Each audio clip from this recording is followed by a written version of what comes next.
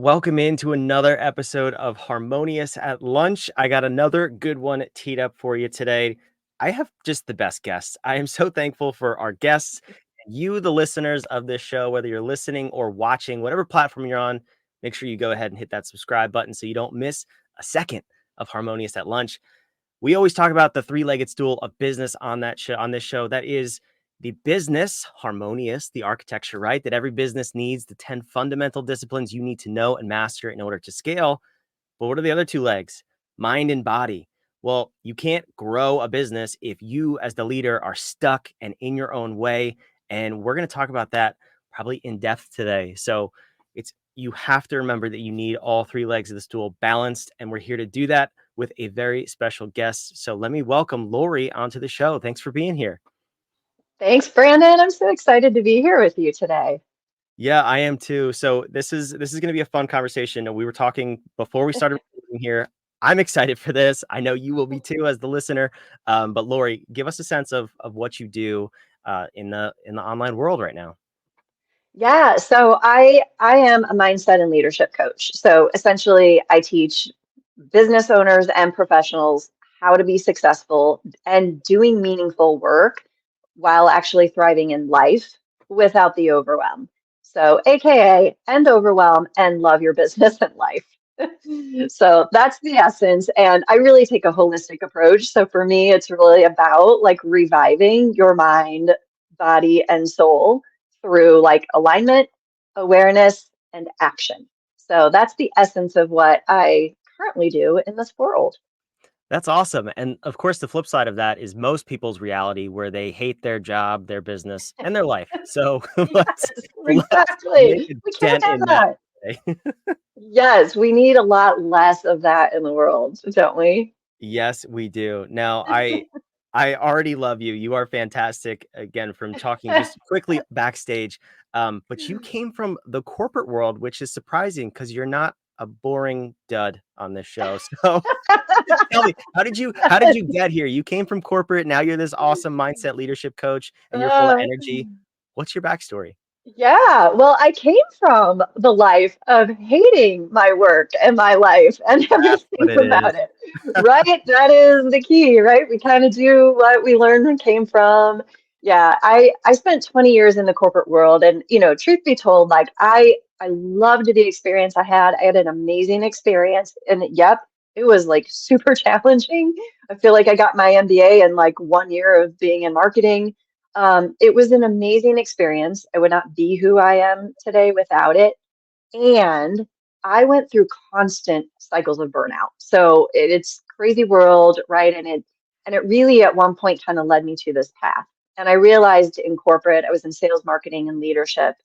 What I really, really love, my jam, was helping people grow. Like my goal was to get my people to be my boss one day. So at some point, this kind of registered to me like, oh, it's the human that I'm most interested in all of this work. And I've had enough of this burnout cycle. So I'm going to go figure out how to actually do this in a different way and like create work and life in a way that works for me, that I truly love, that I actually can be happy and be healthy in.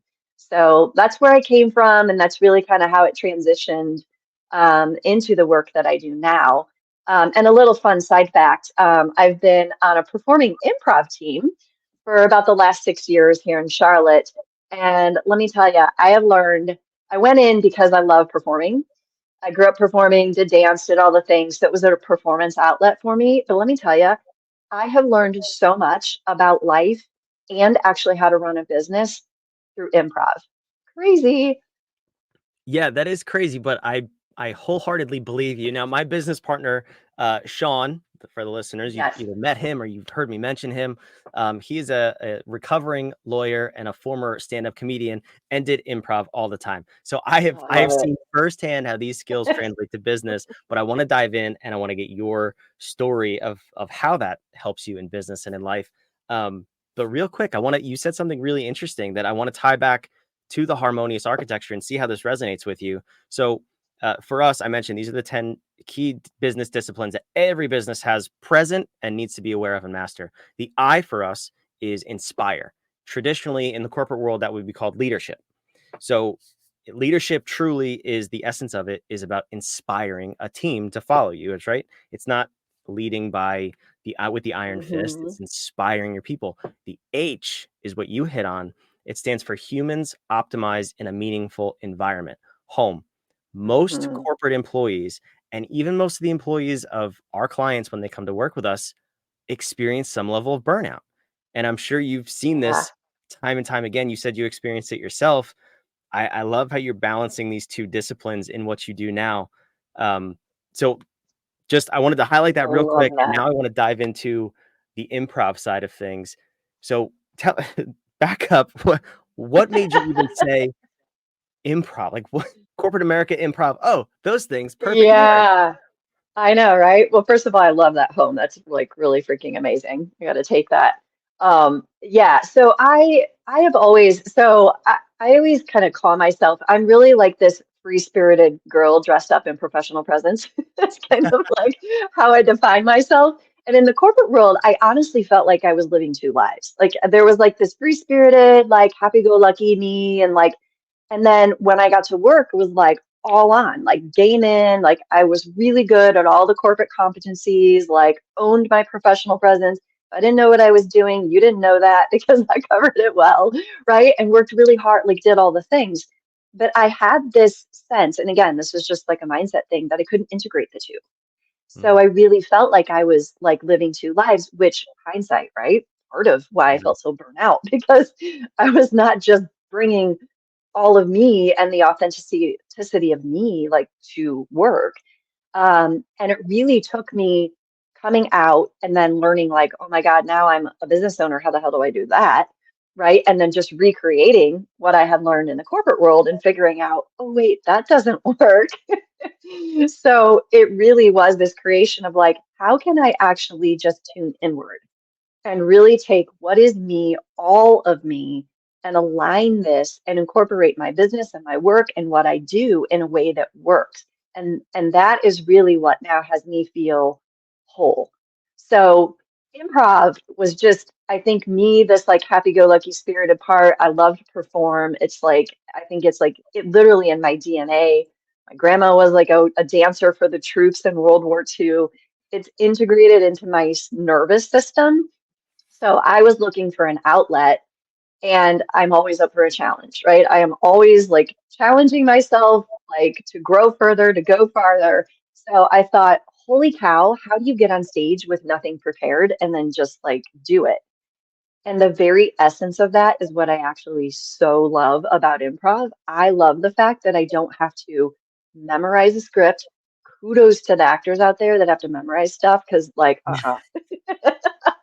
the fact that I can't plan, right? And improv has, of course, a structure and there's a whole process behind it. Um, but the whole point of it is to not plan, to come with an open, like empty slate and be fully present. So it really like it started as an outlet, a performance outlet for me and a challenge to help me grow.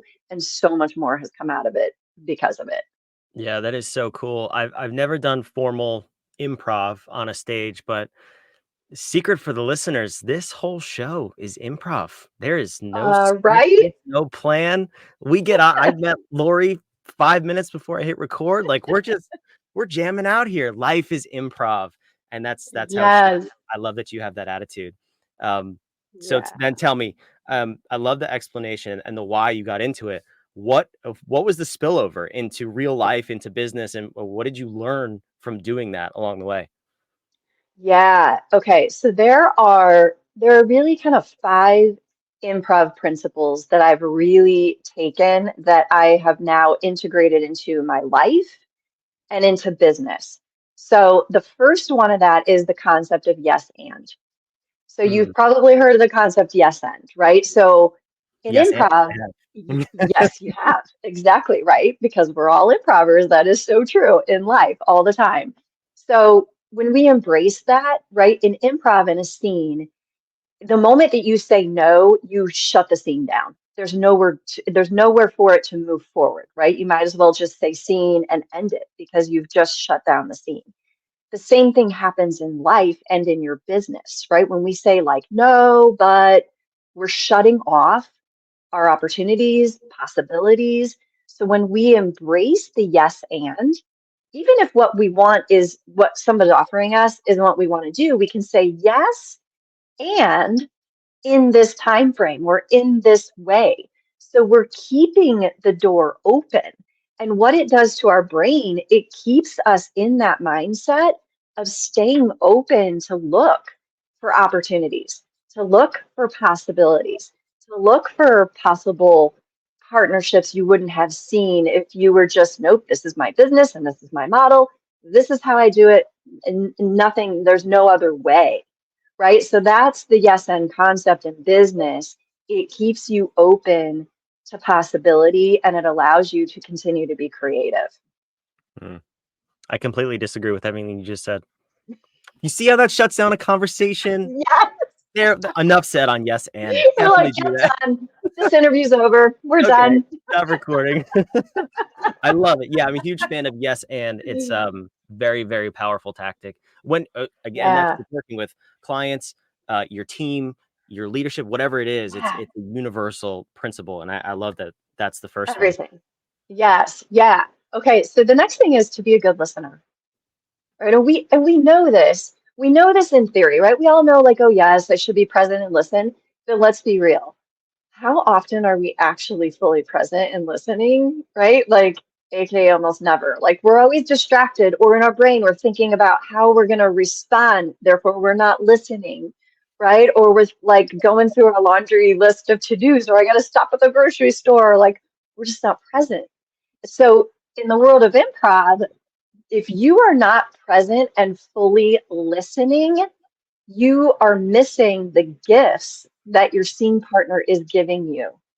And when you are listening, you're giving each other everything you need in order to create the scene and let it evolve. And that's when it gets so entertaining. And it's usually then when you get full in, right? That things go in crazy directions you could never imagine. But you're listening for those little nuggets, those little golden nuggets. And the moment you stop listening is when you miss it and you just miss the opportunity, right? So we know that in business and in life, like with our customers, with our clients, right? When we're really fully present, there's so much gold there that they're teaching you what's missing in your business, right? Because they're telling you what they need that maybe you don't have. They're telling you what results they really want or a solution that you might have a portion of a problem for, but not the full problem. Like when we're fully listening, like they're guiding us. So, and again, same thing with your team, all of it, right? When we're present, we're fully present and we're fully listening, we get the gold, we get guidance on where to go, right? And it helps us in what to do. So Yeah. much gold in Yes, and you see how I'm good. I'm learning. that. Yes, you are Thank you so, for you're a teaching quick me. learner. No, you sparked a memory of mine, and just a quick story to illustrate how powerful this is. Just the listening. If you don't listen, or if you show that you're not actively listening, you can shut down a sales conversation or just any conversation. Yes. I was a guest on someone else's podcast um, months ago. I won't say the name of the show, but every time he asked a question, this was not an improv show. He had a list of questions. Um, every time he asked a question, he asked it and immediately went over here to his phone and like wasn't paying attention. Oh, And then oh, so that like right off the bat just kind of bothers me because I'm like, why am I here? But then the yeah, follow-up conversation to the podcast, he tried to sell me a $36,000 coaching program. And I was like, you didn't listen to me when we had 15 minutes together. Why in the world would I pay you money to pretend to yeah, listen to me? I know how you're going to show up. So yes, listening is not just hearing, it's the active, being engaged, paying attention. You can tell when people are planning their next statement or response versus actually yeah. like taking in what you're saying. So that one, it's always so present for me. I love watching how other people listen, and it's a huge improv tip there. Yeah, and I love like what you touched on too is like you're going to get the sale or not get the sale, right? And because what we all want to be seen and be heard. And when you are fully present and listening, that's a validation for that person, right? It's an unconscious thing that creates connection. Yeah, that's really, Yeah, really powerful. absolutely. Yeah. So you dropped two gold nuggets so far. Yes. What else do we Okay. got? What else we got? What else we got? All right. Another improv principle I learned that I am applying is to be all in. It is seriously so much easier to actually just be 100% in than to be like halfway in or 60% in, or where a lot of us get to. We'll get all the way up to like 90% in, right? It's like I'm most of the way in, and I'm going to have a fallback just in case it doesn't work or it fails, right? It's like we have a contingency plan. I'm all in except for I do have this contingency just in case.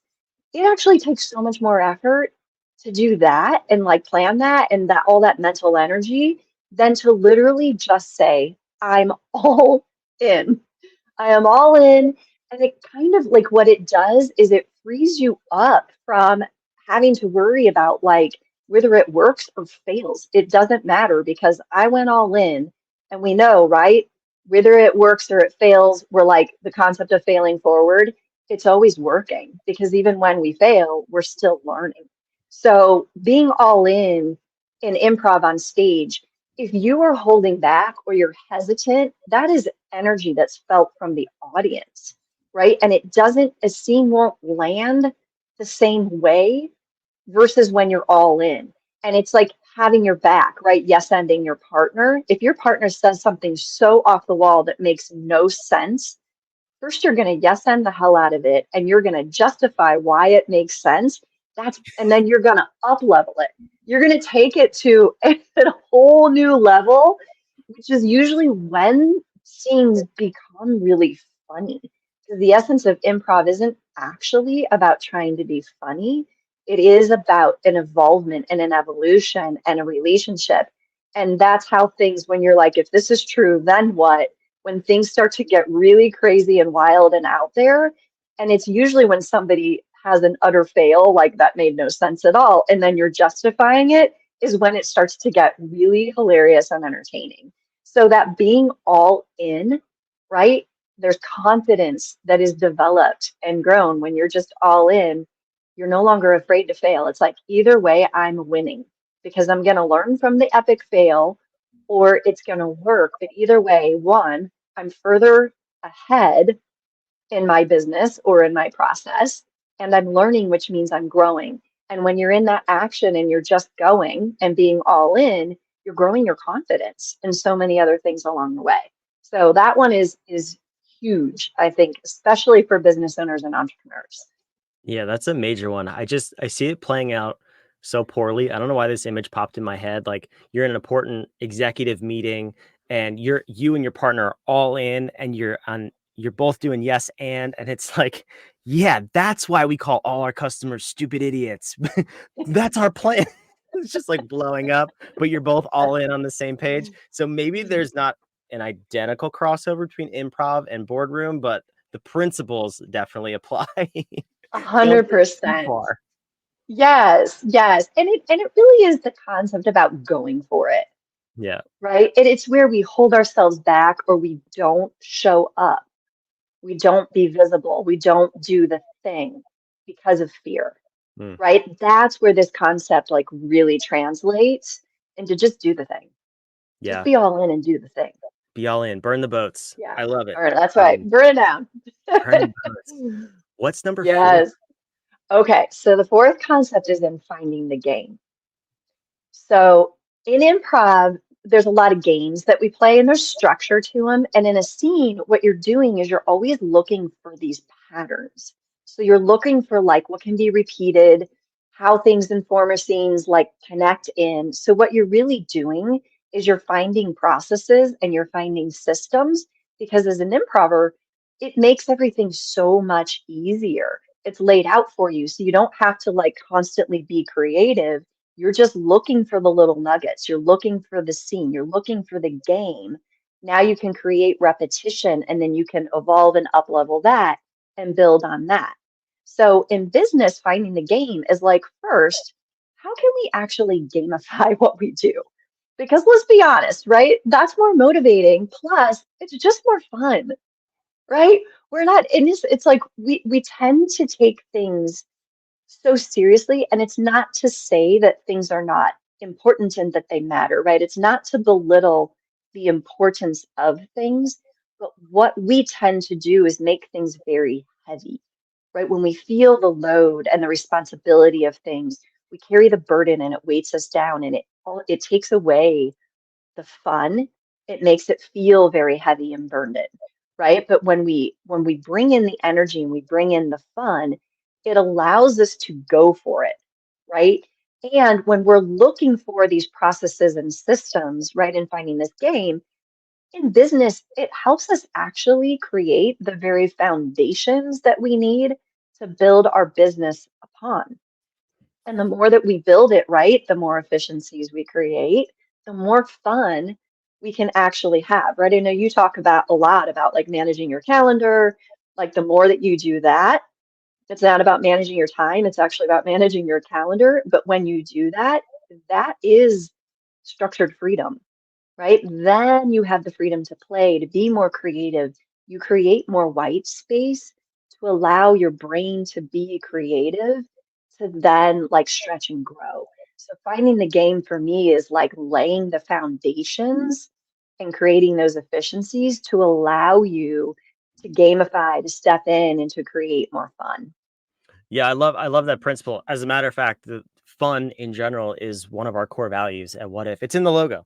The Yeah, play or the top of the logo is the play button. We love to I play, we love love to have it. fun because we Yes, understand, and this is when we work with our clients, you can't eh, you can. It's very difficult to switch from being, actually you said this yourself, from being two different people, from being the serious boardroom yeah, executive to the fun idea creative CEO or executive.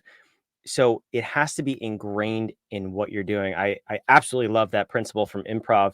Didn't even know it crossed over there. But right? yeah, I can't even tell you how important it is to just lighten things up. Business should be fun. Like this. Yeah, This is fun. We're having fun, but we're doing business all at the same time. And you're learning while you're absolutely. watching and listening. So I love that. We do have to wrap up Yeah. pretty soon, but I want to get number 5 All in. right, let's What's do the five final? real quick. This is easy. So number five is establishing relationship. This is a no-brainer, right? So in improv, the first objective is to establish your relationship with your partner, right? What do they mean to you? How do you feel about them? If you have that foundation, which basically is connection, everything else can grow from that. And where you don't know where to take a scene, you come right back to relationship. So obvious, right? In business, relationship is everything, right? It creates repeat customers, referrals, long-term customers, a better experience for our customers and our clients, which leads to great testimonials, the referrals, all the things. But it all starts with relationship, right? And that foundation gets so reinforced that is it's kind of like a no-brainer, right? In business, like relationship really, really is everything. And I love that establishment and that relation of it on stage. Like it is the first thing you do. And if you don't have relationship, you don't have a good scene. If you don't have good relationships, what are you doing in your business?